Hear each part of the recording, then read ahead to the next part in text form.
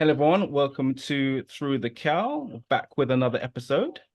Like last week, we had a special guest, and this week we have another one. And this time it is someone I mentioned back maybe episode 2 or 3. A guy who has been in my life for a long time. He is one of the Than most, me. huh? Longer than me. But, I'd, I'd say similar, Okay. similar. So he is one of the kindest people I've met. Uh, Big heart, hugely motivational. He helped me when I first started playing American football in the UK. He showed me lots of pointers. Saw in my game where I was one of those players who like to like dart around a lot and dance around players. And then he told me, no, you've got something about you. Bury your shoulder in someone, and you'll see how much more yards you get.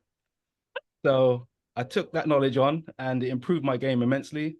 I managed to play for at least 12 years before maybe 2, 3 years ago. I was like, the net can't take it anymore. So introducing Dave Senart, the handsome man himself. Thank you for joining us, Dave. Hey, thanks for having me. I've been watching your show off and on since you started it, even the previous Yeah. times. So now it's an honor to be here. All Were right, you a Dave. bobcat? He was a Bobcat. Yeah. Oh, I've played American football like since I was like 4. Obviously played in the U.S. and then I moved here and I played with the Solent Thrashers, who were the Hampshire Thrashers at the time. Yeah, yeah. And I met Tim Isles, who good old restarted the Tim. Bobcats. Yeah. And then so he went on. I stayed with the Thrashers for a few years, but then it kind of like they moved up levels, and I was like, I'm getting older. I'm not really looking for as competitive as that anymore. So I had some friends over at Bournemouth, and I came down, and yeah, that's where I met Clint. Yeah. Were you a Will K Westy part of the West group?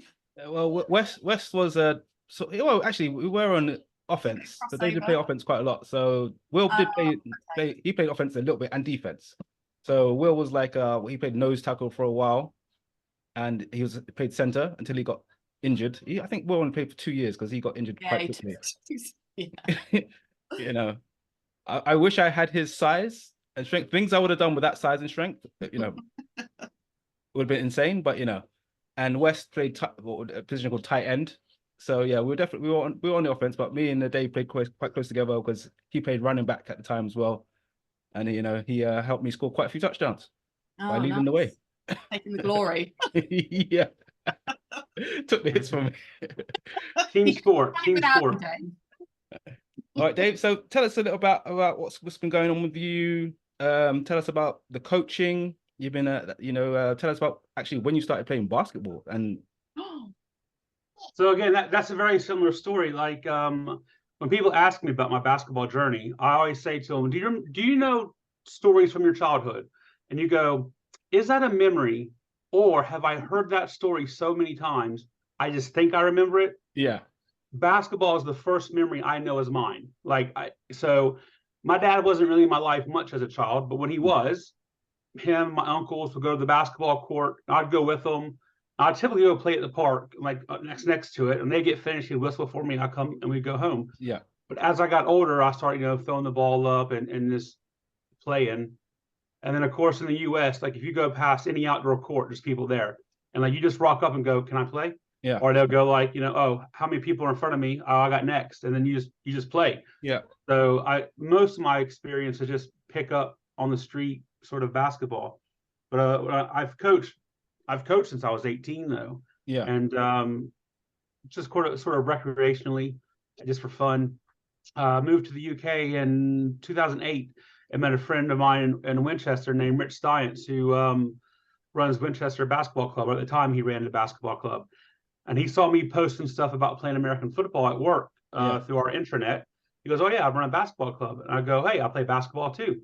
So I started helping him, and he needed coaches, so I did the qualifications here, and then I just started taking it more and more serious. And then when we moved to Bristol with my current wife, Yeah. I applied to coach for the Welsh national program, and I coached the under 16 girls and Wow. took them to FIBA, which is the international championship. In So Germany. Moldova is where we work. Okay. So I've never even heard of it before then, but and I probably couldn't tell you where it is now. But it was a really great experience. Know some great kids. So I've coached on an international level, and then after COVID, our club director at Bristol Storm sort of had personal things going on, just decided not to carry on. Yeah. And it was either we walk away and let a 20-year-old plus club fall, or I just start doing stuff. So I was just doing stuff in the interim. So I got to the point we realized he wasn't coming back. So I was like, okay, well, we'll just keep it going myself. So since then, we've grown from about 20 kids to about 120. We have 9 teams. We've had pretty much winning records for every team since I've taken over. And our local rivals are not really rivals because they're miles above us, is the Bristol Flyers. Okay. But we're pushing them now, and we're hopefully making them feel a bit of pressure that they have to be better because of what we're providing. So it takes up most of my time, and it's all for the kids. And what's the age group that you coach from and up to? So we just started under 10s this year, but we've traditionally were under 16s, under 18s, but now we go under 10s through under 18s. Just started a new men's program and a women's team for local league as well. So we cover all age group of boys and just women. And then we have a sister club who does the girls program for us because we don't have capacity it's just not enough coaches. Yeah. Okay. Have you just got a group of giants playing for you, or is it a mixture of heights at this time? Was that age? Not in this country. I've said so me and my wife have a spare bedroom in our house, and I've said I'm gonna go to Europe and find a 7-footer and be like, hey, do you want to do a free year of school in the UK? Yeah. You just play basketball for us. We'll give you free room and board. You just have to come here and go to school. But I'm not sure she would appreciate that too much. Yeah. I don't know what it is about when you watch American sports, or you look at if I watch college sports, how Americans are so massive. So there was a picture about a week ago of the USA under 16 girls playing the Chilean from Chile under 16 girls, and the Chilean girls are 5 foot tall, and the USA girls are 6'6". So it looks like kids compared to grown adults next to each other, but they're the same age. Yeah, it's height definitely helps, but in this country we're quite limited on height, so everyone plays guard. It's all about the skill, speed, and pressure. Yeah. So tell us more about when you moved. So you lived in Tennessee.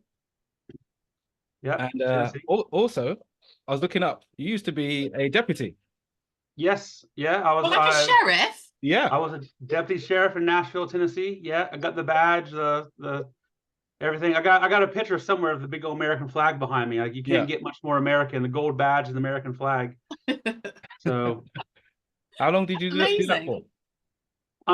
Well, I started working in corrections on death row. That's how I got involved in law enforcement. So I worked in a death row prison for a year. No.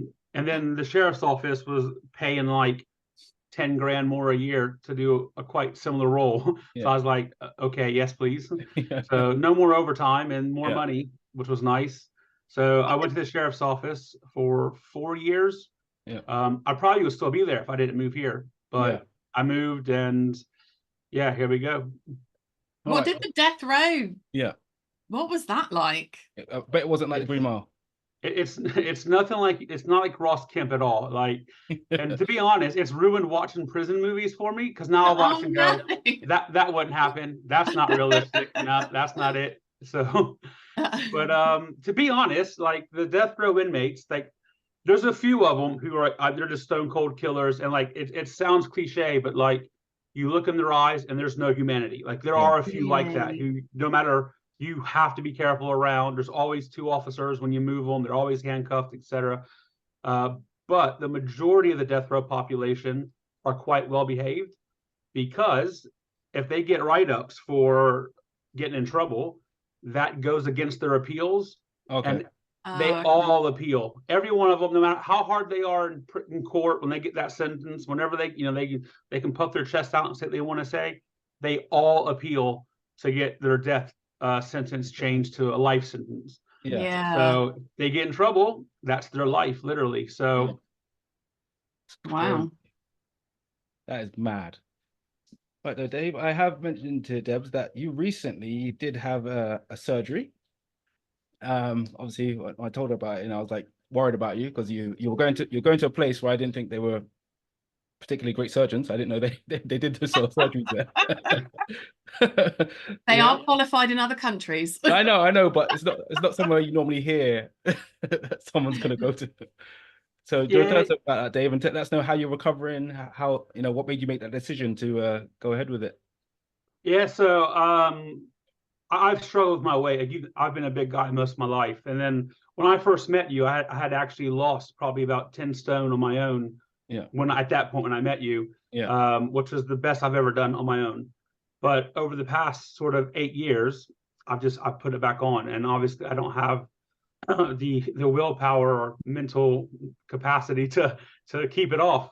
And I've tried other diets, and I've tried like I had the Illyrian balloon put in, which is like they put a tube down your throat with a balloon in it, And you got to fill swallow full it of water, down. and then pull the cord back out. And I really regretted that because I lost weight. Yeah. But it was more because I felt sick the entire time. Oh. It was awful. So I didn't want to eat. And then by like halfway through it, and this when the sickness went, I mean, I could eat as much as I wanted, and I thought the balloon had popped. So I went back to the doctors, and they said, no, it's just basically shift it down in your stomach. So now you got a bigger gap at the top, so you can hold more food. I'm like, well, that's pointless. So and then I tried losing weight again on my own after that last year, and it just wasn't happening. And I'm 46 this year. Gotta think how old I am. 78, baby. So I'm 46 this year, and my family has a history of like heart conditions through my dad's side of the family. And I was starting to have real fear that I was gonna have a heart attack. Like I was gonna be sat here by myself one day and just go. And so I finally thought, like, maybe it's time to take a bit more drastic measures and look at surgery options. So I started talking to lots of people about their experience with it. And initially I looked in the UK, and it was 13 grand. And like, as the nicest way I could put this, every doctor I talked to weren't English. So it wasn't like me going here was going to have any impact on the kind of doctor I had. Because it's the same doctors. When I looked at like the ones who did the surgery overseas, it's the same doctors. They just travel back and forth. So I'm like, well, why do I want to spend that much money? Then I was looking at, I think it was Latvia, maybe. I can't remember the next place I was because a friend of mine had it done, and hers was about 5 grand. But another friend had it done in Egypt, and hers was 3.5. And I started researching the doctor, and the doctor who did it for me has like, he was trained in the UK. He's a member of like the UK board of surgeons, and he's invented some new form of gastric surgery for women, so they can have the stomach taken out from the bikini line instead of the stomach, so it's less scarring. So if you want to have your stomach out, it don't have the scar. So he's quite advanced. So I thought, all right, let's go. So I went to Egypt to have it done at a quarter of the price. But I'm on like a Facebook group with people who've had this same doctor. I'm in a WhatsApp group with people who've had the same doctor. So there's lots of support, and there's lots of like recommendations from people through it. So I felt pretty safe. And my mom was quite worried about it. She didn't want me to have surgery, and everyone says no. As soon as you go, I'm gonna have gastric surgery. Like, oh, don't do it. You can do it on your own. But I said, you know what? As morbid as this is, if I die in surgery, at least I'm asleep, right? They put me to sleep. I don't know what happens. But if I have a heart attack sat here in my house and my wife's at work and there's no one to help me, I'm going to feel that for a long time. So like, I kind of just weighed the risks and decided, my life's too important. I got to do something. So I had it done on the 30th of April, so a month and a weekend. And I've lost 3 stone, 3 pounds. Oh my God. So if you had some of it taken away, okay, right. Yeah, so there's 3 things that they do now. One of them is the band, where they put like a rubber band basically around your stomach, and they can put fluid into it, which constricts it even more, and you have it adjusted. They have the bypass, which leaves the stomach in. They basically just the stomach stays connected into the intestines, so you still get the gastral juices, but it's not connected to your esophagus anymore, so that it's kind of closed off at the top. And they connect the bottom of your esophagus to your intestines directly and make like a really small pouch to hold food. Yeah. But the stomach stays in. And then mine's the gastric sleeve. And they basically, so if your stomach's like that, they just come along and like staple and pull out. I mean, I got a picture of my stomach that's been taken out. They leave about a banana-sized bit of the stomach in. So again, I still get the stomach acid to help digest food. I still have part of the actual stomach left, but the part they removed also removes I think it's called ghrelin, which is the hormone that makes you feel hungry. So I literally have like 6 ounces of food a day right now, and I don't feel any hunger whatsoever. Wow. Where I struggle, I mean, if I eat more than 3 or 4 bites, I'll start to feel a bit sick and there's a bit of pain. Where I struggle is drinking. Like I can't take but sips at a time. And if I drink too many sips close together, it puts my stomach just can't take it. So I think someone said basically my stomach is like an 8-month-old baby's, and I got to kind of treat it as such for a year. So in regard to like dehydration, are you struggling with that at the moment? Is that like a problem? It's a little bit. So my skin, I can notice, like, you can't tell, my skin's dry. So I get like flaky, like dandruff, but it's all over. Like if I scratch my face, I get like white flakes all over my clothes, and I can feel it in my legs and stuff. But I'm trying my best to like to have dehydration tablets and to do things to help me stay hydrated. But that's been the hardest part. But it's nice that all my clothes are quite loose now. So I guess with summer coming, you're definitely gonna need like to get those fluids in and stuff like that. So and in regards to when they said to you you're gonna be like, you know, fully mobile again, because I'm guessing you can't wait to get back to some basketball or do some sport again. I know that I went back to, so I was there for 5 days. I had the surgery. I went on a Monday, had surgery on Tuesday. Then I stayed in the hospital until Thursday. Then I stayed in a hotel locally till Saturday. So if there's any complications, I can go back in. After Saturday, I was clear to come back to the UK. And then Sunday, my kids had a game and I went and watched. I didn't coach, but I went and watched. And then Tuesday, I was back at training. So the stomach is about 80% healed within the first month. And then they say it's about 90% healed in about 2 months. So another 3 or 4 weeks, and I'll be able to start like, I'm going to try running again. So I don't know if you remember, I did Couch to 5K, and I was running. I just started last weekend. If you stick with it, you can do it. Like I never ran more than 0.8. I am not a runner.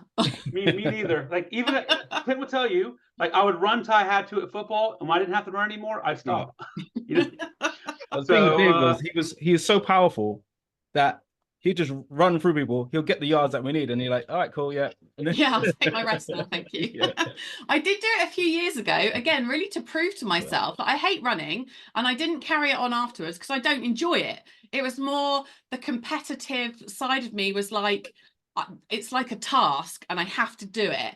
And you're right, it is such a clever program for someone who doesn't run, who hates it, who, you know, it's never really been my thing. I'm probably more of a sprinter than an endurance runner. So I was like, right, come on, get to it. And I do feel good afterwards. Like I feel like, oh yeah. But yeah. The amazing thing is once you can run 5K, you could run any amount of distance. Like it's a really weird concept, but like I have never ran more than 100 yards. Like American football pitch, I've run that, that's it. And then I did this, and I grew up with asthma, so at school when we had to do runs, I always had doctor's notes. I didn't have to run, and I regret that as an adult because I wish it would have gave me the ability to run when I was younger. So I did the Couch to 5K, and the week after I did a 12K run. Like no, there was no distance. I basically thought like, okay, here's my route, and instead of turning, I'm gonna go to the next street. Okay, I've made that. I'm gonna go to the next street. I've made that. And I knew no matter how far I got in my run, I could walk back. So I felt quite confident in my endurance at the time. And I ended up running like an hour and a half straight, did 12 kilometers without, I mean, it wasn't fast, but I didn't stop. I didn't walk. You're out there, you're moving, Yeah, the hardest part was my arms. Like at the end, my arms were like really heavy. My breathing and legs were fine. My fingers always feel a bit fat. at the end. I don't know what the medical term of that is, but I'm like, oh, they look a bit swollen, not like crazy, but just a bit. Is it because you run like Phoebe from Friends? Is that why you just all the blood runs to the fingertips? Just T-Rex arms as he runs. Yeah. Oh, all right. Well, thanks for that, Dave. And we've put it off long enough, haven't we? Yeah. I told you ages ago we're gonna get him on. I thought let me heal up a little bit, and then he can come in and be nice and strong for us. All right. So let's move on to the hardest part of the pod. It is top 3. It was given to us by your sister Debs, and I know for a fact she had an evil grin. She was stirring her cauldron at the time. While she was watching our last episode, because she is our biggest fan. Yeah. And she gave us the enigmatic, the, dare I say, immortal. Decade spanning. Yeah. Tom Cruise. Tom bloody Cruise. As we said before, this, for me, this was a head scratch. This one's tough. This was really tough. I thought Don't Go Watch It This Week was tough. But this, like, he's got so much more. Yeah. I literally couldn't believe it. And my top 3 changed. My top 3 did change. And I have put 2 on the golden pedestal for me. Okay. I know we agreed on 1 and you didn't want the other one. I've had to put the other one in there and then have a top 3.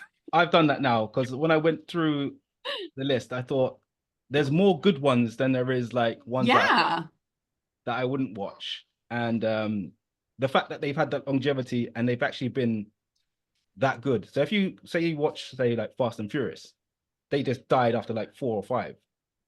These have been. How dare you talk about them like that? I would say after 2. You're being nice saying 4 or 5. No.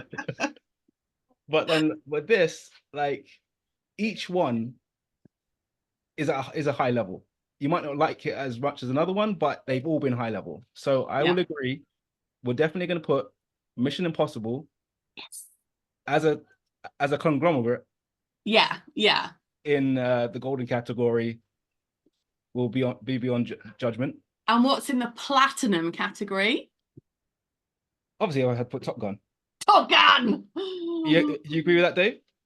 I feel the need for speed, brother. Yes, both. Get up in there. As soon as you said Tom Cruise, I'm like, we can't judge Top Gun. Like, no, absolutely. That was our first 1,000% up there one. I'm wondering if that's why I knew at some point I had to live near that's one of the films where I knew I had to live near a beach. Although I've never played beach volleyball with my shirt off. You wouldn't want to see me do that. That scene's been watched, like rewatched. Probably almost as many times as in Tom Hanks in Splash. You know, when the first scene where you see her like implied nude. Her hair. I was gonna go Sharon Stone, Basic Instinct. Yeah. A bit tame there, Klynton, but okay. my daughter's here. You know, I'm trying to keep it like a family show. All right, Dave. We'll do honorable mentions afterwards. Let's start with your number 3. All right. So obviously we had a little bit of a chat before, like we started, and I could list so many. And in my top 3, my top 3 were my gut first 3. Like when you sent me the message, I'm like, these are my 3. Yeah. And I look at his list and that could be there, that could be there. Mm-hmm. Some of them probably. I just like this one. I just really enjoy. Yeah. It's probably not one of his best films. I just really like the film. Okay. And my number 3 is Edge of Tomorrow. Oh yes. Okay, yeah. That was in my mentions. Yeah. That's in the I'm happy with that. I'll delete that out. I mean, and it's very Groundhog's Day of the film. But I just it's just fun. Like I can watch that film any number of times. Yeah. And I enjoy it just as much every single time. It's just I really find a fun sort of not too serious film. And the monsters are lush. Yeah. Like the color of them. Yeah. And this is when Me and my sister have had a little bit of a thing. This is the one with Emily Blunt as well, yeah? Yes. And I love her, right? She made a comment about a cleaner or something, or like a fat person. She was very fattest in her comment. I'd never heard her say it before. So me and my sister are having a bit of a, we don't know if we like you anymore. Yeah. But when I did love her, I also loved her in this. Yeah. That's a good choice for tomorrow. Deb, do you want to go next? Yes. So my number 3, I was pretty late to the game watching this from when it came out, but it's a really lovely film, and it is The Last Samurai. Oh, I get controversial. yeah. Yeah. Whitewashing of Hollywood there. There was I remember that controversy for ages. It was going on forever, but what a film. Great film. What a soundtrack. Great film. It was lovely. It was heartbreaking and lovely and actiony and everything. Right. So, she's throwing me off now. My number 3 is, God, I'm going to have to go down through my list. I'm like, should I put that one in? Should I put that one in? Better not pick my number 1. I'm going to go with Minority Report. Oh, okay, good. Yeah, that was in my mentions. Yeah, that's in my mentions. Yeah, that was one of my faves. Like, what a concept! Like pre-crime, like being able to stop. That's him with the screens. Yeah. Well, that's nowadays. Like that was a precursor to today's technology, isn't it? Yeah. How far are we off from that? No, not the pre-crime side, but the the IT side. The one scene in there that got me was the one where he had to take had the eye surgery, and then he had to like quickly wait for those little robots to come in and like scan his eyeballs. I was like, what the hell? I couldn't do that. That didn't bother me as much as the sandwich afterwards. Oh God.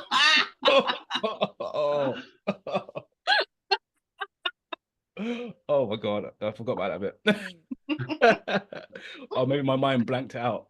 You just shut down from the eyeball part. You just shut down. Like, the rest of the movie's a blur.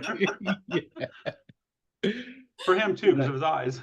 Yeah, but even like young Colin Farrell and that as well. It was just it was to me that was just a great film. I really enjoyed that.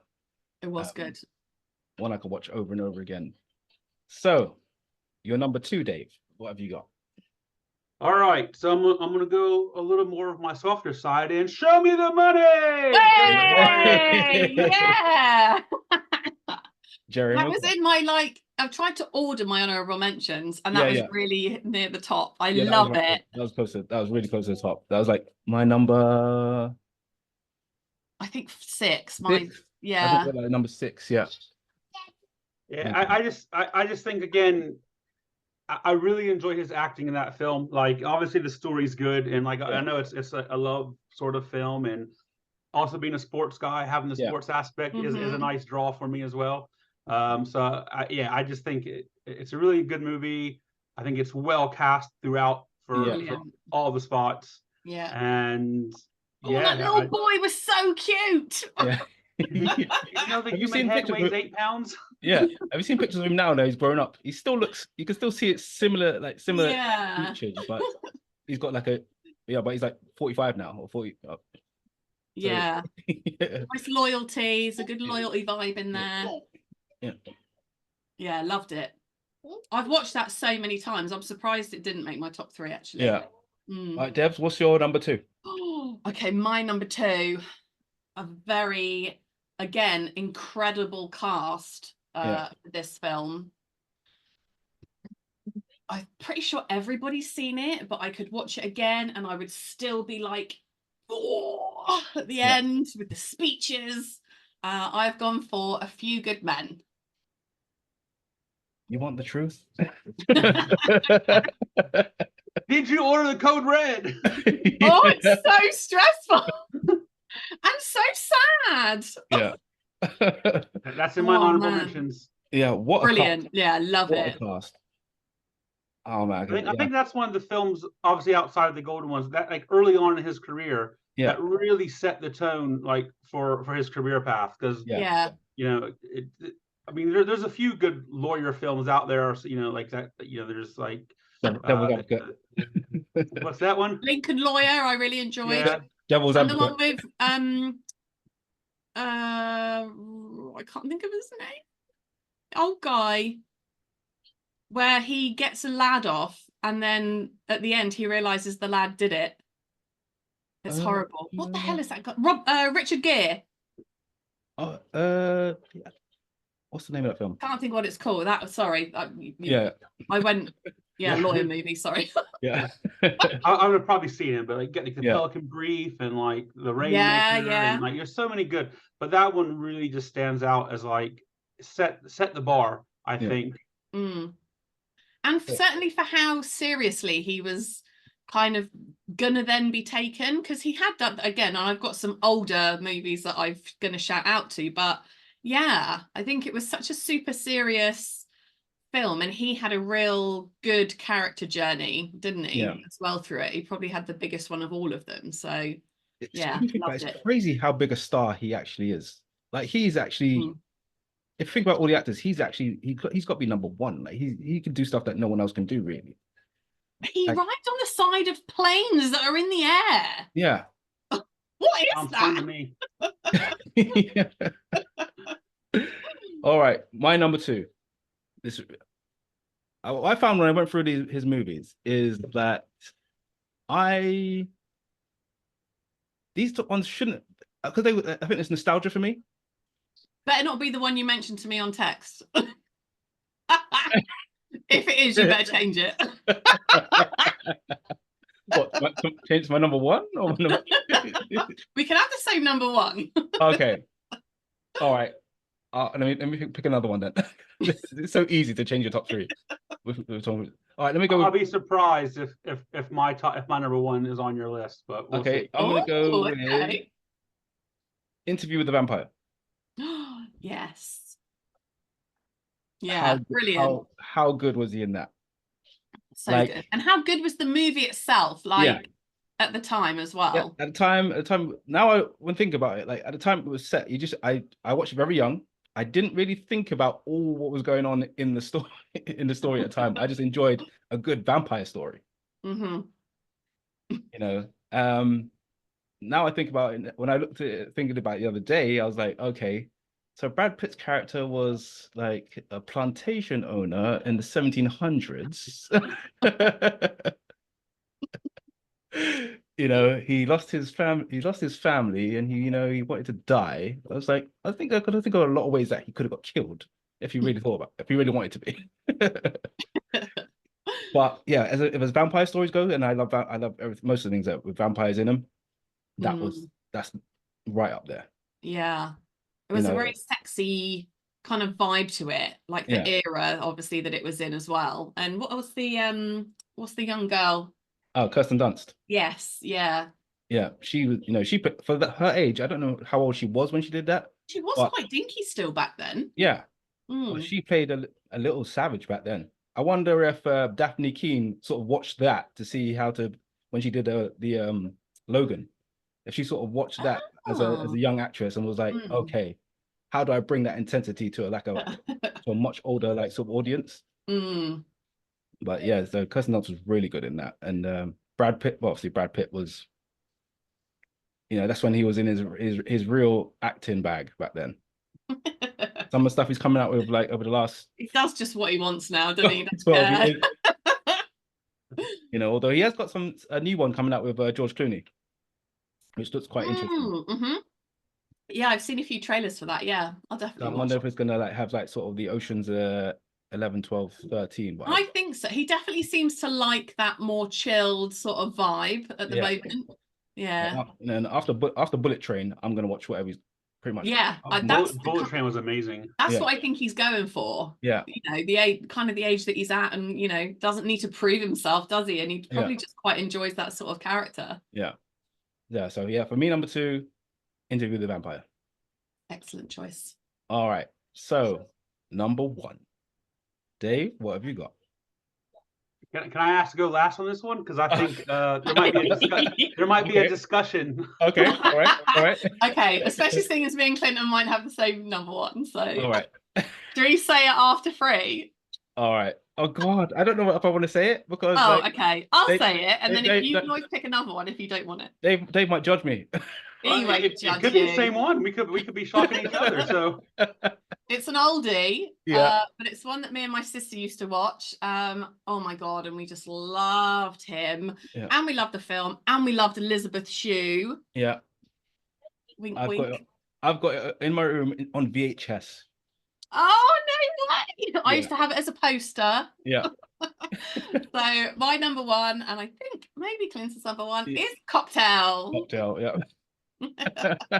Instant first, other than Top Gun. Yeah. Instant first number one. Oh, what a movie! I think there was like a theme back then where everyone was sort of like was doing stuff in like the Caribbean, or it was always like beach bars and stuff like that around that time. And it was just a whimsical time. Although I would have seen Cocktail like several times, like when it came out, but I haven't watched it in years. To be honest, I couldn't even tell you the plot anymore. So I remember liking it. Yeah. But I couldn't. It's What it's is with so, Cocktail was obviously they were, he wanted to be, he wanted to be rich. He wanted to be successful. Coughlin, didn't he? Yeah, I remember all like the Flair scenes where he's like doing all and then he met up with an older degenerate barman who still taught him bits of life, like his roles and stuff. Was that Michael Caine? No, it was, and I wouldn't know without looking it up. I'll just do it super quick. He is very famous. Yeah. I see his face. I just can't place the name. As you'll know, Klynton and I are an absolute tosh at picking out names. Until we're not on the podcast. Brian Brown. Yeah. Yes, Brian Brown. Yeah. He's Australian. Yeah, and then he was like, obviously there was the two bets, which messed up his life completely. It was a bad boy. It was a bad boy. She was lovely. Yeah. He was naughty. She's like, F off. And he's like, oh. And then that happens. And then this happens. And it's lovely. But the thing is, like, he was a bit, Tom Cruise character in this, he was a bit of a bad boy. He was a bad boy in it. Yeah.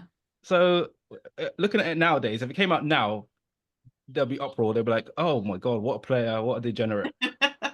You're right, because he is often the hero, isn't he? Yeah. He definitely likes to be the hero. So and in that he was like a smooth ladies man, wanted to be a kept man.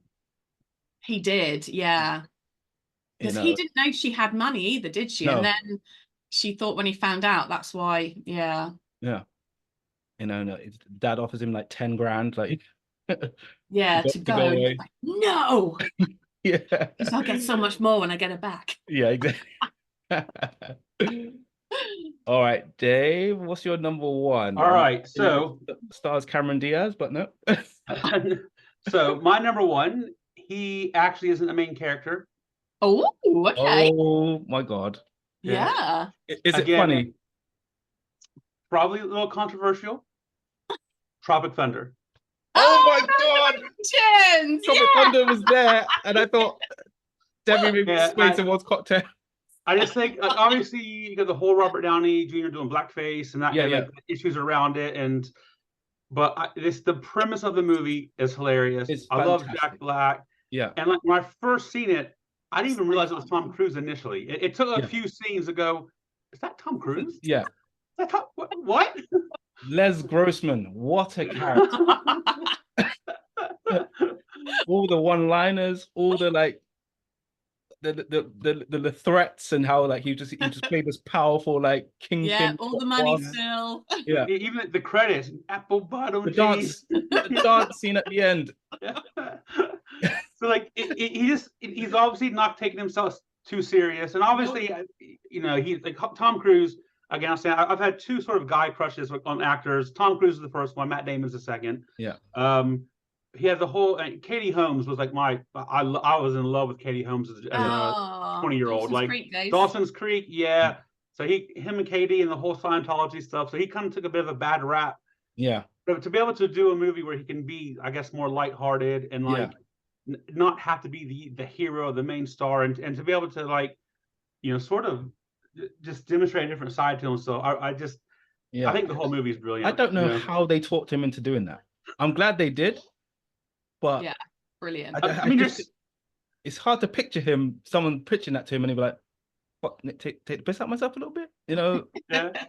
But think about Then all the actors, like all of them were doing pitching it, to Robert right? Downey Jr. to the blackface, pitching to Ben Stiller, you never go full retard, you know, like Yeah. you know, like Yeah. and like if you make that movie today, Yeah. like Well, they it would. wouldn't let you make it today, No. would they? And then we all would have missed out on how funny it was. You'd expect Like, Adam I've got like Sandler to do that, but like Ben Stiller and like and like honestly, I've got quite a few friends of different ethnic backgrounds, and Yeah. you know, some of my best friends back home are you know, are black guys, and Yeah. none of them had a problem with No with way. Robert Downey Jr. No. It was Not never at an all. issue, you know. So yeah. So I thought it might be a little bit controversial. Even Oh when no, loved it. Great fun. even when Chadwick Boseman died, there was that meme going around that saying who they think could take over, and they were pointing to Robert Downey Jr. Obviously, he died as Iron Man. They were like, "No, let Robert Downey." I posted that myself. I was like, "I mean, the dude playing another dude. That's the dude. Yeah, Let him do it." And like, I know obviously it's not Tom Cruise, but like Robert Downey Jr.'s like comeback story as well, like from what he went through with alcoholism and sort of his troubles to where he is now. Like love him. Yeah, I just love that film. I could watch it like I might watch that tonight. Once I put the little one's bed, I might watch it tonight. Yeah, the whole film. Yeah, like, not when Genevieve's there. No. No, that is a great choice. Yeah, good choice. That is right there in my. It was in my top 4, and then I was gonna say it, but I was thinking, am I gonna get judged? I'm 46. I don't care. Because he wasn't judge me. My friends know me. Yeah, because he wasn't like the main character. I didn't know if I could like actually put him in as that one, but yeah. I wasn't sure like if your rulings are if they need to be the main character or not, but he's in the film. No, they're not. I've done it before on other ones purely because I loved the movie and that character that person just happened to be in it for a little bit. Yeah. So, we're quite flexible. Definitely. I think you won that one, Dave. I went for it. I went straight for it. So yeah, you win. All right. So have you been watching anything recently? Oh, we haven't done our honorable mentions. Oh, sorry. What? Yeah, sorry. Yeah, slow your roll, man. Come on. Yeah, the little one just baffled me with like some game or something. Honorable mentions, of course. Should we go round one each? Keep going. Yeah. Let's go around one each. Yeah. So Dave, you go first. Yeah. All right. So I again, classic, great acting, great acting, definitely great acting. Gotta watch Wapner. Rain Man. Like, oh. I was like, I just see what he's doing here. I see what he's doing. Great acting. Mine, Jack Reacher. Yeah. I see. I know he's supposed to be bigger, but I just love those films. The films are good. The stories are great. Yeah. But the TV series is so much better. Oh, it's fantastic. Well, I actually like both TV series. The one with the guy who's just done If, and also the big guy. Oh no! he did. Oh, that was Jack Ryan. Yeah, so he did Jack Ryan, and then Jack Ryan. All the Jacks are brilliant. Yeah. The one problem I have with the TV series is the actor is Thad from Blue Mountain State. So if you've never seen Blue Mountain State, have you seen it? No, I haven't seen it. No, Deb. So it won't be made today.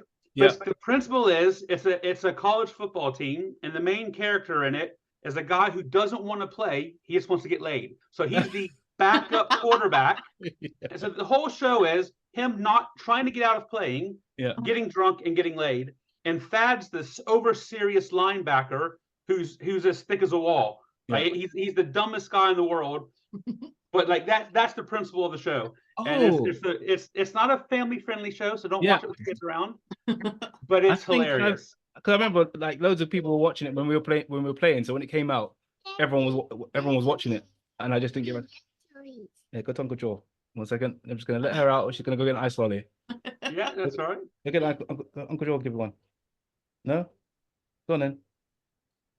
1 second, guys. Okay.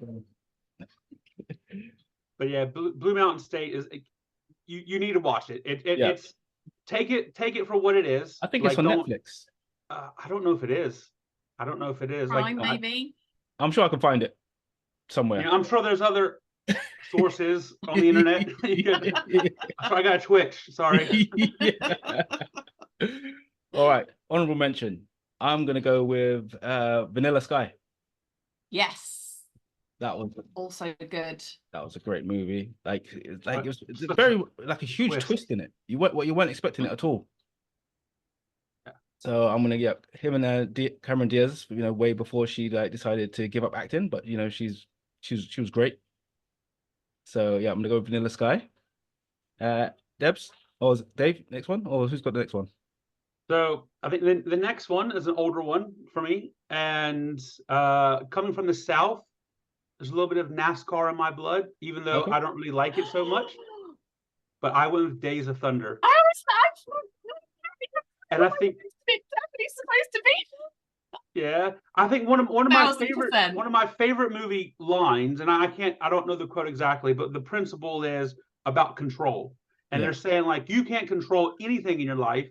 You don't know what's happening in your own body right now, much less what happens out there. Control is an illusion. And I that really sits home with me. So like, I really enjoyed it. It's, again, really fun film. And when that came out, my friend had a Laserdisc player. Yeah. So it came out on Laserdisc, which is the big CDs like records. And they had a really nice sound system, and just like around the house is absolutely brilliant. Like, it was more than Maria McKee, "Show Me Heaven" is one of my favorite songs ever. So. All right. Okay, me. Yep, go on then. The Firm. Wow. Love it. And it's only one of the only books I've ever read in my entire life. I'm gonna go with, I don't know why this one wasn't higher, American Made. Yes, yeah. How really good was that movie? Yeah. Like, he was perfectly slick. The same slickness that he had in Reacher, where you just knew he was gonna get away with anything. Mm-hmm. Same he brought to this as well. Yeah, I really like that. Because I love like stuff. I love the Escobar stuff, all those sort of like old school like drug running and narcos and sort of thing, and like drug cartels. Obviously, it's cool to watch. Obviously, I wouldn't make a very good Sicario.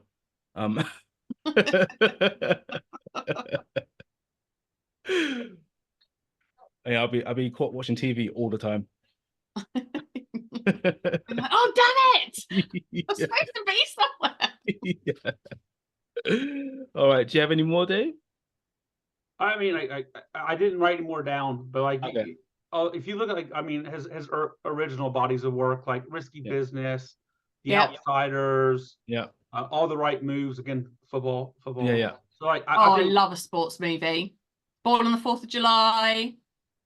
That's probably one of my least favorite ones. I think. I think it's just kind of. I think it's just because it's one of his old school classics, I think obviously being American as well, like 4th of July is another sort of thing for us. But I just feel the movie is a little bit sort of preachy a bit, and like I don't know. They were a bit more back then, weren't they? Yeah. I think they did have that vibe. And I'll tell you, one of mine will be Collateral. Like, I had Collateral. That was very smooth, and it's very. I don't know if Jamie Foxx wasn't as big back then, because you don't often see crews like teaming up with like another heavyweight. Yeah, he does like. He does like to be the main dude. So it's obviously like. I think Jamie did, because considering most of the scene was them in the cab. It really like they both like boxed great together, I'd say. That was a great team up. So I really like that role. I don't think I've got any more. If I got I had Oblivion. Oh yeah. Which I enjoyed. What was the other? Valkyrie? Have you done that one? I haven't done that. I didn't put Valkyrie down. That's the Nazi one, isn't it? Yeah. Yeah. And I had Night and Day, but you mentioned Cameron Diaz earlier for the other one, and I think Penelope Cruz, or in the other one, wasn't it? Wasn't she in that as well? Oh. So Night and Day is Cameron Diaz. Yeah, Night and Day was Cameron, and I think Penelope was oh, you're right, she was in both. Yeah, she's in both. Oh, maybe he likes a little Cameron. But yes. Who didn't? Hey, there's something about Mary. So yeah, I'm sure those rolled straight on after that was great. After the mask, it was just like that was her big big moment, wasn't it? Yeah. All right. So, what have everyone been watching? So I've got there's 3 things I put on the list, and so first I'll ask you if you've seen it. Is Atlas on Netflix? I haven't watched it yet. I haven't. I was going to watch it this week, but I had my daughter came with me to work, so I haven't really had my my normal evenings times to myself. Okay, so no spoilers in. I won't give any spoilers. Yeah. But like, what do you think of it? I like the story, but Jennifer Lopez can act.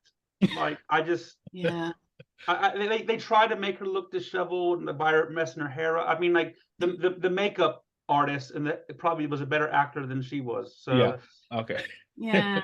I just don't believe her. I don't feel connected with her at any level in any film she's ever done. So she was in this one. Is she not disheveled, and does she like get picked up by like a rich guy, and like he changes her life around and gets married?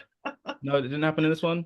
No, she is disheveled, but not because of that. So okay. Again, I can't say, but I don't mind her in the light-hearted ones, right? Because that's where she fits. Yeah, she's not an amazing actress, but she can pull off The Maid and the other marriagey one, and that more light-hearted, Sunday afternoon I can watch it or not watch it kind of thing. But Atlas sounded a little bit more serious. Yeah, and so it's a shame. Yeah, I mean, paid them to do it. It's not awful.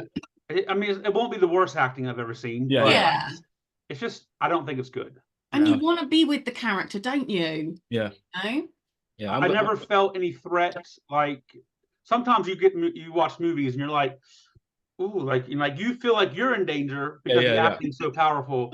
And like there are some like tense moments in the film, and like again, there's some big threats that are happening within the film.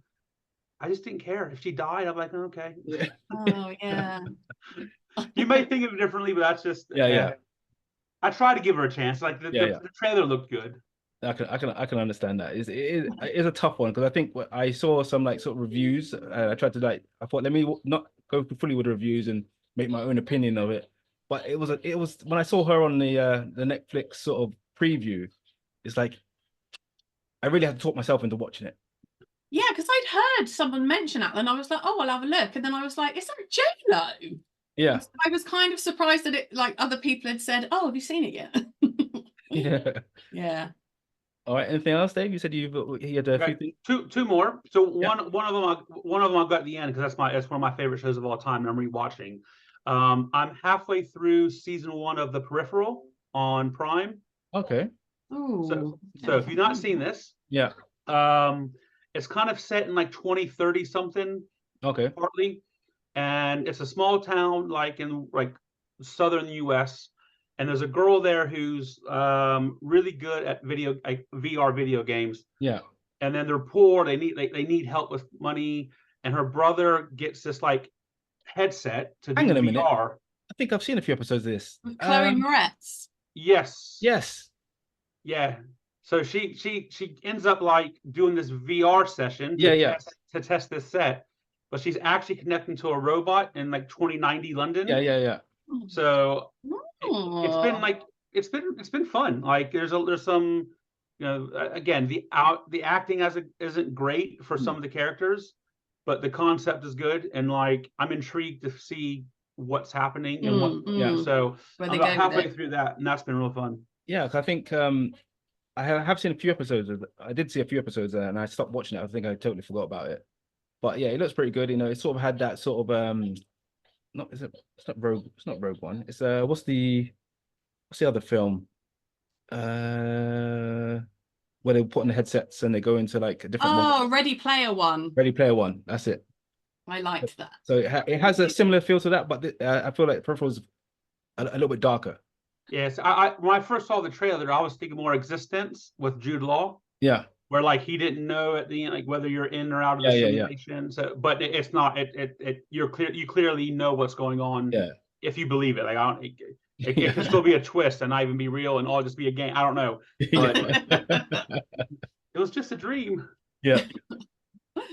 All right, and then what I'm rewatching right now, and I don't know Yeah. if you've seen this either. It's one of my top three, maybe my top TV series of all times. Yeah. It's one of the few TV series I watched every week as it came out. Normally, I'll wait to the end of the season and watch it all. Yeah, and then binge. And it's a TV show called Psych with Dule Hill and James Roday. Okay. And the premise is, okay, came out in 2006, and there's a kid who has an eidetic memory, photographic memory. Okay. His dad's a police officer, so he trains his son. Like he'll be like, "Dad, I want ice cream." He's like, "Close your eyes. How many hats are in the room? What color are they?" Yeah. And he's making his son recall. Yeah. So he becomes really super observant, right? Yeah. And as an adult, he's a bit of a like can't really hold a job down, doesn't take anything serious. Yeah. But he makes an income by being a tipster for the police. So it's like he'll see the news thing, see the details, and go, "Oh, look at the guy's left pocket. He's got the stuff. He did it." Wow. But he's done so many of these that the police thinks he's a crime boss. Right? It's like you know too much. You got to be the one doing it. Yeah. And they're like, unless you give us a reason, we're going to arrest you. He goes, "Oh, I'm psychic." Hence the name Psych. Yeah. I mean, so 8.4 on IMDb. That is really highly rated. I'm gonna write that down. Yeah. It's on Netflix now. It's on Netflix. So basically, he has to now work for the Santa Barbara Police Department as a psychic, but he's not psychic at all. So the whole ruse, and him and his best friend Dule Hill, who played in Suits, like their relationship. I want to be a part of that relationship. I want to be in their family of friends because it's such a brilliant. Like it looks like they're real best friends from life. Like when you watch it, especially as you get into later seasons, like their connection is brilliant. And if you've ever seen, it's a comedy. It's a comedy, really absolutely hilarious. But have you ever seen The Mentalist? Mentalist. Yes. So The Mentalist came out in 2008, and it's about a guy who's chasing a serial killer who does the same thing. He's very super observant. Yeah. So Psych quite often references The Mentalist because they obviously ripped off their idea as a show. But I don't. You have to watch it, man. It's absolutely it's a really good show. I'm gonna watch that definitely. And the last episode, like I don't want to spoil anything, but at the very end, something happens with like one of the main detectives. Nothing bad, but just I cried so much. Like I absolutely. And there's other bit. I'm a crier anyway, but like same. There's other bits along the way that got me, but at the end. And they've even had 3 made-for-TV movies after, because the fan base is so large.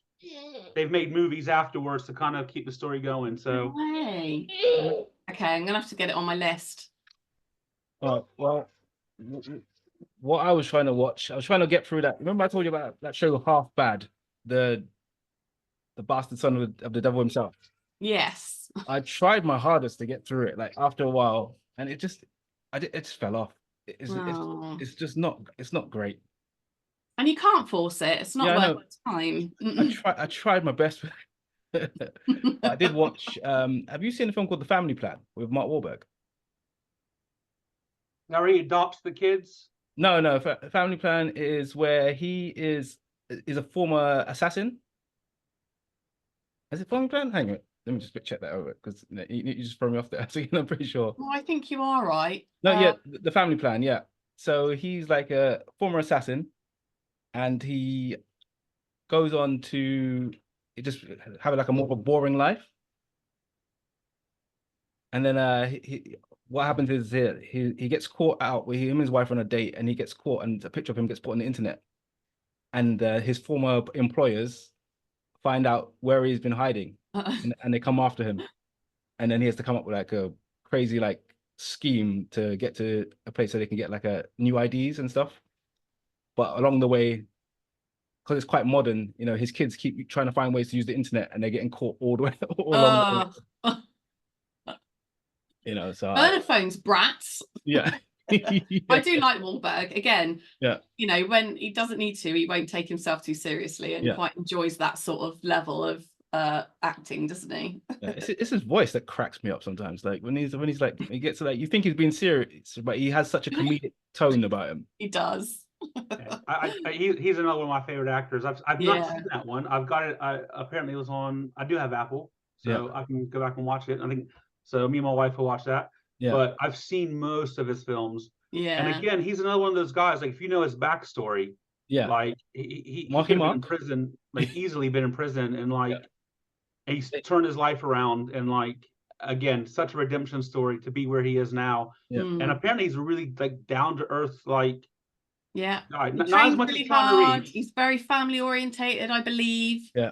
Like, he pops up on my Instagram all the time. He's always topless and he's always wearing gloves. I'm not sure. He gets up at like fucking 3:30 in the morning or something stupid. But to be fair, if I had muscles like that, I probably would never have a shirt on either. So I wouldn't be getting up at 3:30 a.m. to do it. I'll just contour them in. Or buy a prettier dress. So yeah, I don't think I've seen anything else. I can't. I'm not sure I can remember what else I've seen, but I know that I watched that the other day. And oh yeah, I did see Kingdom of the Planet of the Apes. Finally. See that? You see what I mean about the little girl? Yeah. It's a bitch. I know. I could tell. Yeah, you watch whatever you do that. All right. Sorry, guys. Yeah. So yeah, I could tell there was something off about her.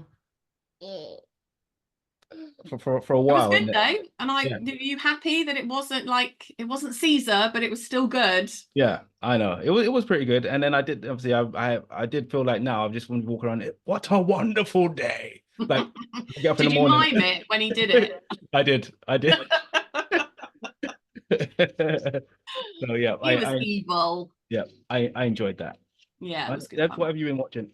So I have been watching. Well, I don't know if you've seen The Dry with Eric Bana. The second one's come out, Force of Nature, The Dry 2. Okay. No. And I really enjoyed that. Again, he's kind of like an investigative cop. Yeah. And it's just a really good detective movie. So it's only an hour and 48, I think. I just love how it all pieces Eric together. Bana, like the guy who was the Hulk. The first Hulk. The original. Yeah, the original Hulk. Yeah. He's a good looking not the guy. Original. Yeah. Lou Ferrigno is the original. Come on. Not the crazy weird guy. What, Lou Ferrigno? And then I don't know if you guys have watched The Mayor of Kingstown with Jeremy Renner. No, not yet. Second, brilliant. Again, my sort of thing. So he is the mayor, and there's family problems, and he understands that in order for there to be like peace on the streets, there has to be peace in the jail, in the prison. And so it's about him kind of managing all that crap and everything going wrong. He's really good in it. It's quite gritty, with some stuff that happens, but yeah, second season is out. It's only one a week, so I do like to binge, but I did watch the first one because I missed it. And then I'm on season 4 of Strike Back because I binged the hell out of it because I love it. So good, like another British Army, SAS SEAL team kind of type thing. Everybody's up for grabs in terms of death and bad things happening to them. So it does keep you on your toes, and you really, really like the characters.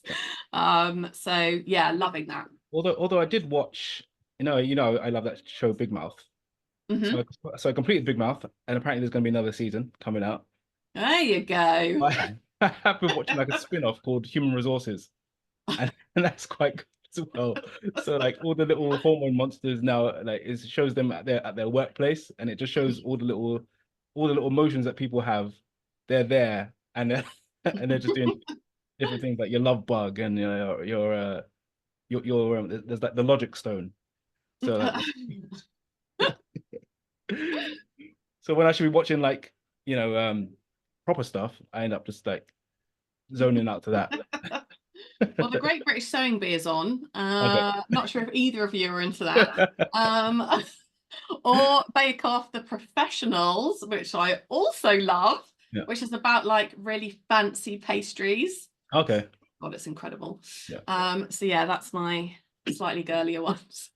I probably should be watching Love Island just because my friend's hosting it, but Oh, Oh yeah. my God, yeah, you didn't mention let's drop that. I know. Drop that in there. So Yeah. I just can't bring myself to do it. Dude, like my mate watches it, right?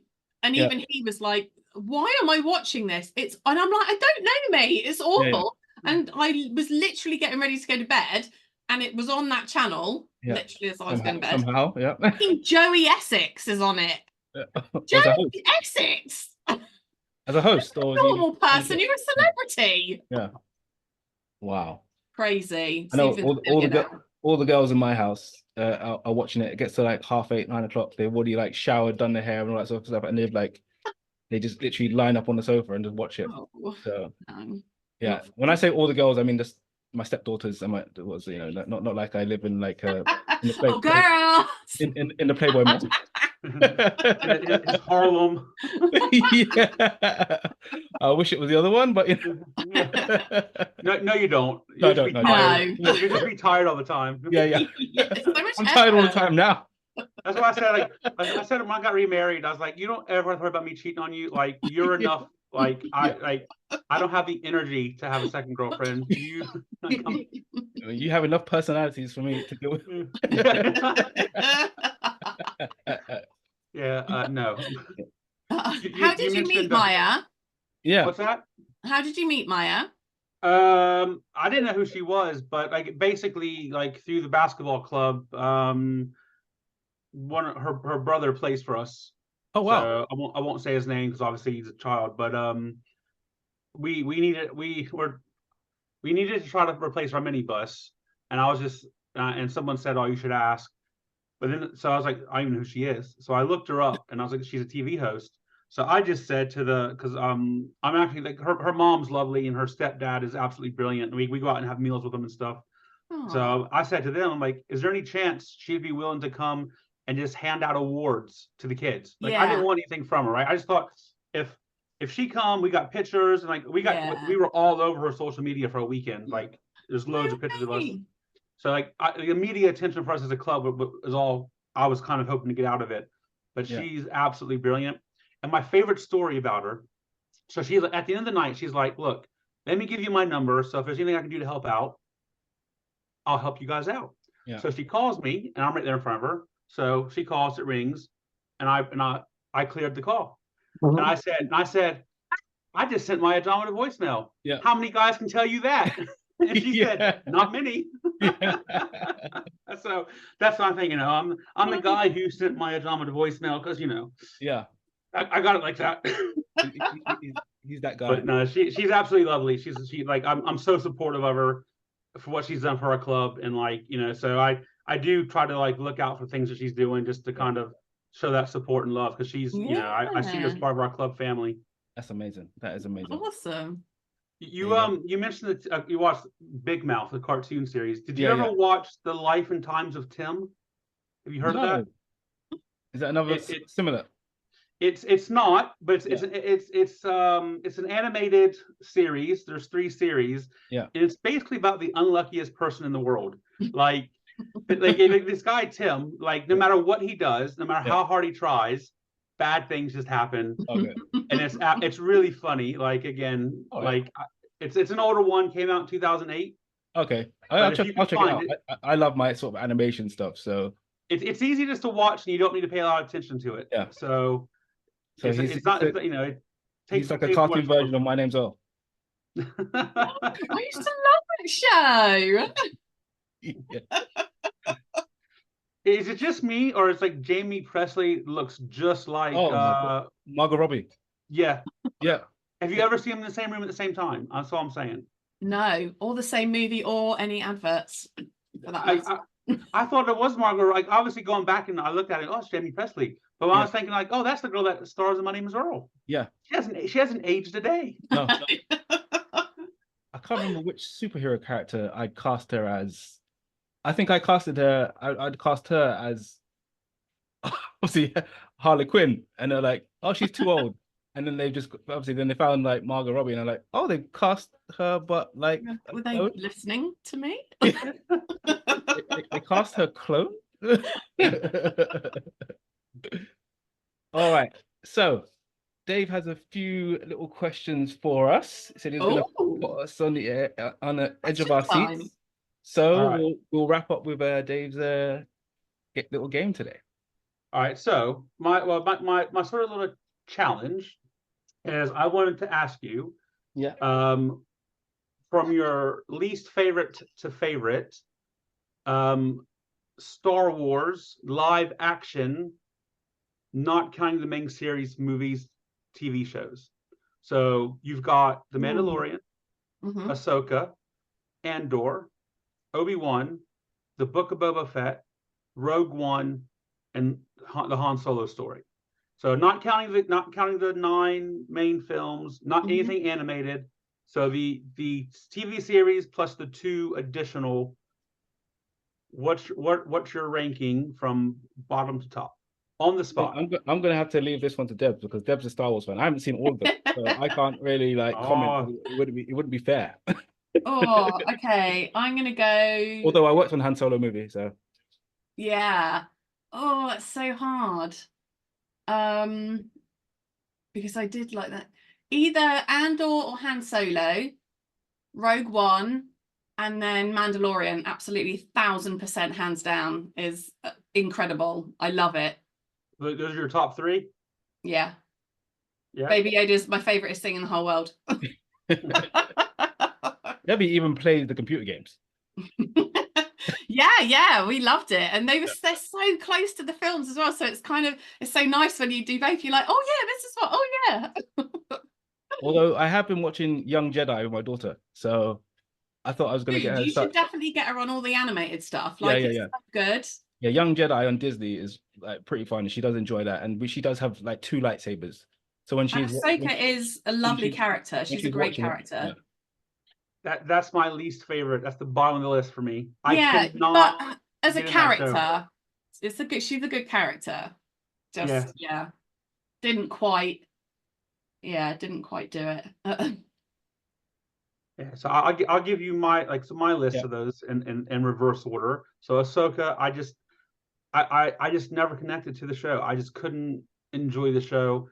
The Book of Boba Fett, again, similar. Again, I was gutted about that. I really wanted it to, certainly post Mandalorian, I had really high hopes, but it wasn't as good. And I think, and maybe the Mandalorian ruined that because it was so good. So good. Then Solo would be next. Yeah. Then I got Andor. I enjoyed that. Yeah. Number 3 for me is Obi-Wan. Yeah. Number 2 is The Mandalorian. Although I might spoiler alert. If you don't want to know what's happening, if you've never seen it, stop watching for a few seconds. I was looking at something completely different, and it ruined Luke Skywalker coming in the last. Oh my God! I missed out on that. Like, oh my God! I had a Facebook status. I never hated Luke Skywalker more in my life. That's what you get, Skywalker, when you force a decision. I hate you. But I was even reading about the show. It was just a headline. I'm like, oh, why? Yeah. So, but it's kind of, he got what he deserved in it. But I'm going back into the first series though, when he turns up to save the day. So if you don't, obviously there are things that are going on, but in that moment, someone turns up, you're like, who is it? And oh my God, I missed that. It's kind of I think I'm going off topic again. I'll come back to my last one. I hate when trailers reveal too much. Thor Ragnarok should have never revealed the Hulk.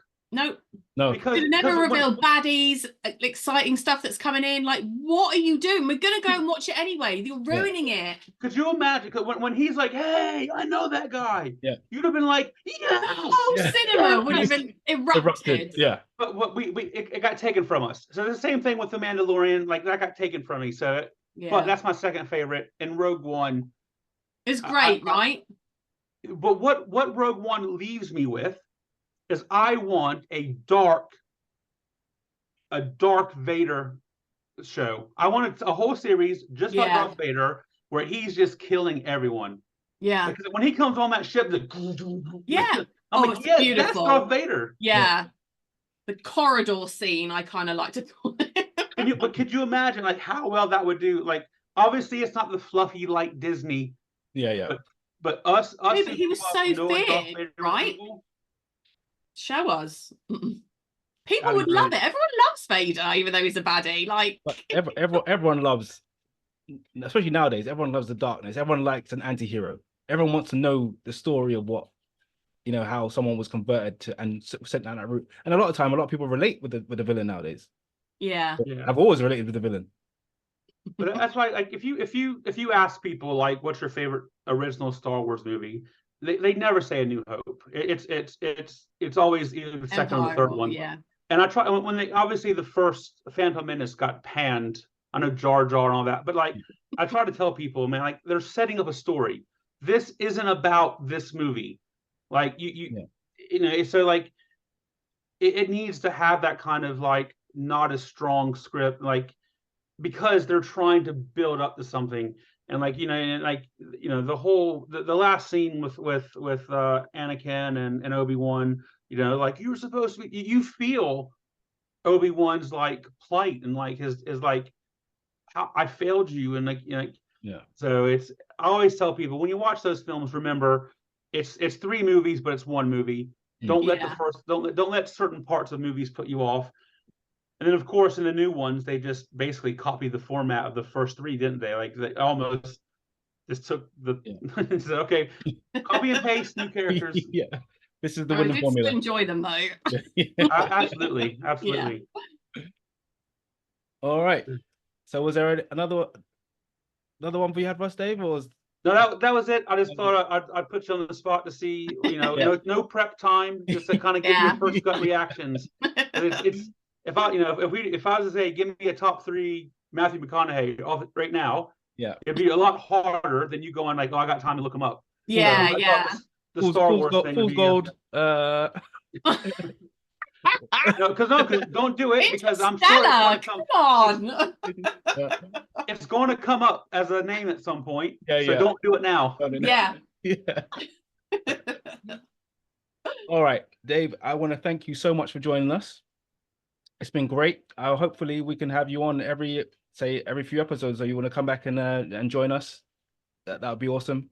I'm a huge geek, man. Yeah, I absolutely love it. And like, again, I think the other thing that Debbie, that I probably didn't tell you that we connected through, is our love of Batman. Yeah. So like my phone is named Batman. I've got so much Lego Batman. Like I got my Batarang. Yeah. My work logo is based on the bat symbol. He's there. He's just upside down. Yeah. I really want. I don't have a lot of tattoos, right? I got a couple on my arms, one on my leg, but I'm thinking about getting a leg sleeve. And the concept is like the skyline of Gotham City. Yeah. With Batman stood next to like the Wayne family tombstone. Yeah. And like it raining, and he's just stood in the rain. Oh, amazing! Like, so the symbol will be up in the background, but he's kind of ignoring that in that moment because he's just with his family. So I've thought about that leg sleeve for about 10 years, and there's one I want on my chest, which is like, if I can just talk myself into having it done, is Batman stood over Gotham City, and like the moon is sort of like there's a moon sort of in it, but you can see the city outline. And it's Batman just stood over it, just watching over the city. I wanted that for ages, but I just can't jump the courage to go in there and get done. It is a commitment, both time-wise and financially. Yeah, exactly. Yeah, definitely. Always worth it though, and pain-wise as well. They you'll can be give you fine. some numbing. You'll be fine. I'm actually wearing my Batman boxers, some Batman boxers today as well. I won't Oh. stand up and show those, you know. It's Again, family show. yeah. Yeah. But I'm sure if I ask my 2-year-old, like if I point out my Batman boxers, she might go, "It's you, Daddy." Let's see if I get her to do it. Genevieve, who's this? Who's this? Batman. Yeah, who is it? Is that me? Who's that? It's you. At least she So- knew it was Batman. She already Yeah, yeah. gets once. Really quick before I go, I've been telling my kids I'm Batman like for Yeah. years, right? And then like my son, so I'm giving away the ending of a stand-up bit that I'm working on, yeah. So Yeah. my son like constantly comes up with logical reasons why I'm not Batman. Okay. He constantly argues why I'm not. So like I want to do a stand-up comedy show. Like I haven't got the courage to go do it yet, but I've written a piece. That's good. Right? And and I don't have it memorized, but I'll do the best I can for my last sort of bit. And there will be a swear word, one swear word at the end. That's fine. I've sworn before. Don't worry. We're way past the So- first 3 minutes. So YouTube banned you, so it's fine. So I'm like, yeah. So like, I've been telling my kids I'm Batman for years, right? And my son constantly wants to go, well, where's your Batcave, Daddy? Where's your money, Daddy? Where's your butler, Daddy? I'm like, you still believe in Santa Claus, right? Yeah. But I can't be Batman because I don't have a butler. Guess what? There is no Santa Claus, son of a bitch. I am Batman. Yeah. I'm like, compared to you, I am Batman. So, there we go. All right. Well, That's my last line of my stand-up. Yeah. You know, Nice. ending on that. look forward love to a good seeing the full punchy. show. All right, Dave. Well, like I said, thanks for joining us. Hope you come back again. That was a great one. I'm waiting to see what actor we get next week. Top 3, Tom Cruise was insane. It was top 30, really, wasn't it? Yeah, pretty much. Yeah. All right. Thanks again, Deb. It's good catching up with you. We'll be back next week, everyone. And as I was saying, everyone be good. And if you can't be good, be the best at being bad. Thanks, Dave. Thanks, Debs. Bye, everyone. Bye.